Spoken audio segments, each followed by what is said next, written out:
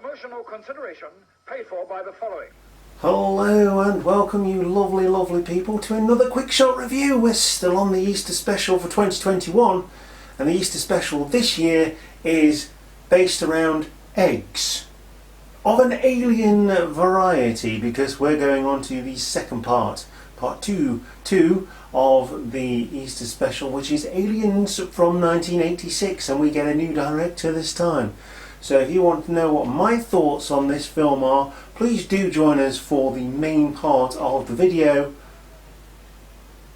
and let me know what you think of this film.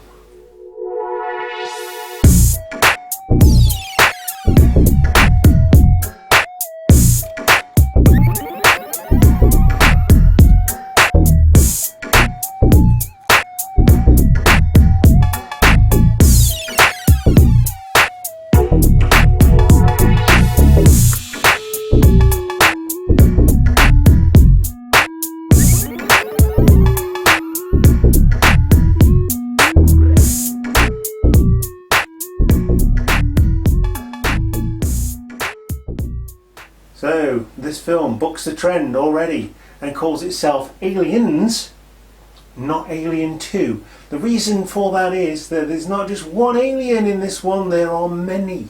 And that is what changes the game. And like I said in the last video, the review of Alien, this franchise moves with the times and this becomes more of an action flick. And that is where I would say to you, if you're going to watch this film and you've never seen it before, once lockdown is over, invite some friends over, get some beers, have a curry, have a pizza, whatever you want to do, and watch this one with your mates, because it is well worth it. I saw this one in the Quad in Derby, where John Hurt has his own cinema named after him. They've even got a Japanese alien poster in the lobby area, which is really cool, and it's signed by John Hurt himself. I watched that in there, and it was for this thing that they do, this event they do called Dead and Breakfast. I have posted about it on the channel, and it's absolutely great. You watch like 5 horror movies over the course of the night from 8 PM to 8 AM, and if you survive the night you get your breakfast. That's why it's called Dead and Breakfast. But I watched this one with my mates in the cinema and it was fantastic. One-liners everywhere, guns, everything. It's completely different to Alien, so I'm not even going to try and compare it to that film, because that is great in its own way. This one is very much a product of the time, because it does turn into more of an action movie. We get Sigourney Weaver back. It is directed by a different director as well, in James Cameron. Now he's still knocking about, still putting films together and all that kind of stuff. But this happens 57 years after the original Alien film. After surviving an apocalyptic attack, Ripley finds herself on board of after awakening from hypersleep, finds herself on board a ship with Marines, basically colonial Marines. That's where the Alien Colonial Marines game came from, but we won't talk about that because it's a bit rubbish. Basically that is run by the Wayland Corp.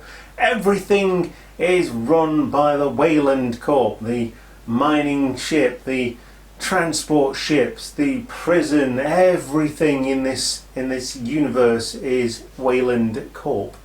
And basically they know about the alien, they know about Ripley. They wake her up from her hypersleep and they're really nice to her, but she's not taking this on board because, well, there's always a reason for the suits to be nice to you, and it turns out they want to take the alien back to Earth, and she definitely doesn't want that, and neither would I if I was around in whatever year this is, because it's 57 years after the original, but the original was hundreds of years in the future anyway. But like I say, it does star Sigourney Weaver again as Ellen Ripley. She is the badass that she always was, but now she's surrounded by a group of badasses with guns and grenades, and there's a queen in this one, and more alien eggs, which is why we've associated the alien with Easter. This is great, isn't it? But yeah, definitely more in keeping with the action franchise. This one. One-liners everywhere, game over, man, game over. Just people shouting their names is great. Hudson, Hicks, Ripley, Newt. Yeah, there's a child in this one as well, which makes it more interesting. You feel more for the motherly side of Sigourney Weaver here. Not only is she fighting a queen who is trying to protect her children, Sigourney Weaver Ripley, Ellen Ripley, who's named, of course, after the town where I live, which is great. Ellen Ripley is also trying to protect Newt. She's not her child, but you know, there's that motherly thing there. And when they fight at the end, you get that real sense of cat fight at the end of a night out on the town. And so this one has big loading robots and a giant alien with a slug for a butt. Doesn't really, I just thought I'd drop that in. That's Earthworm Jim, but it's very, very funny.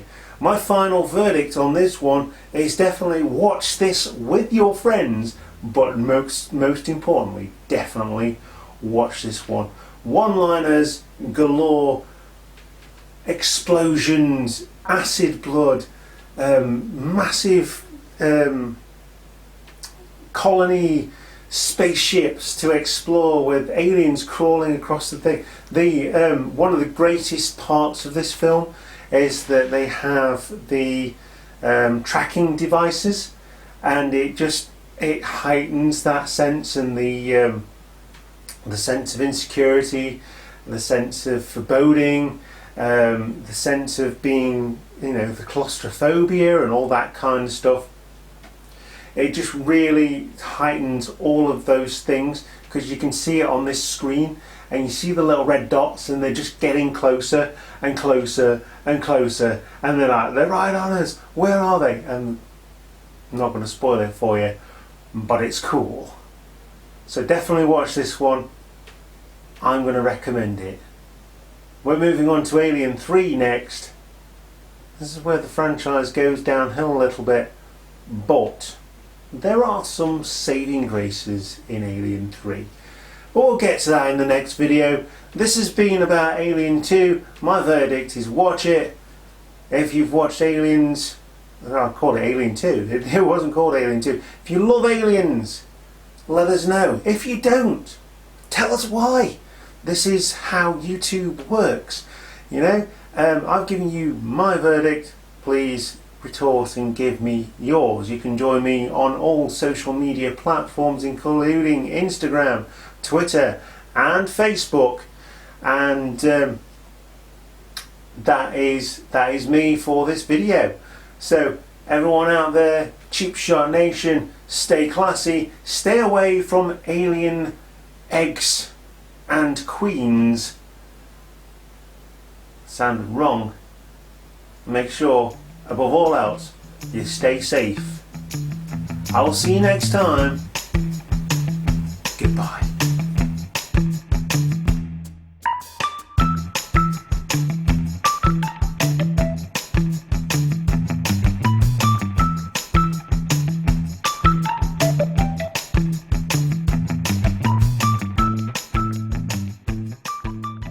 Hiya.